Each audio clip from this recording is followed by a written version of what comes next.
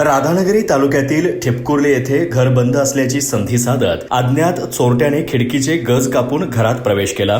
घरातील सोन्या चांदीचे दागिने आणि रोख रक्कम असा तब्बल 5,86,500 रुपयांचा मुद्देमाल चोरून नेल्याची घटना समोर आली आहे. शेळेवाडी भोगावती मेन रोडवर सचिन बाबूराव भिवंगडे यांचं घर आहे. 10 ऑगस्ट रोजी रात्री 11 वाजल्यापासून 11 ऑगस्ट रोजी सकाळी 6:30 वाजेपर्यंतच्या कालावधीत ही चोरी झाल्याचा अंदाज आहे. घर बंद असल्याची संधी साधत चोरट्याने हॉलमधील खिडकीचे गज कापले आणि घरात प्रवेश केला. त्यानंतर घरातील सोन्या चांदीचे दागिने आणि 1,12,000 रुपयांची रोख रक्कम असा एकूण 5,86,500 रुपयांचा मुद्देमाल चोरून नेला. घटनेची माहिती मिळताच राधानगरी पोलिसांनी घटनास्थळी धाव घेतली. फॉरेन्सिक लॅबचे पथक आणि श्वान पथकही घटनास्थळी दाखल झाले. दोन्ही पथकांनी घटनास्थळाची पाहणी करत चोरट्याच्या मागावर जाण्यासाठी आवश्यक पुरावे गोळा करण्याचा प्रयत्न केला. या प्रकरणी राधानगरी पोलीस ठाण्यात अज्ञात चोरट्याविरोधात भारतीय न्याय संहितेच्या कलम 305(अ) आणि 331(4) अन्वये गुन्हा दाखल करण्यात आला आहे. दरम्यान अज्ञात चोरट्याचा शोध घेण्यासाठी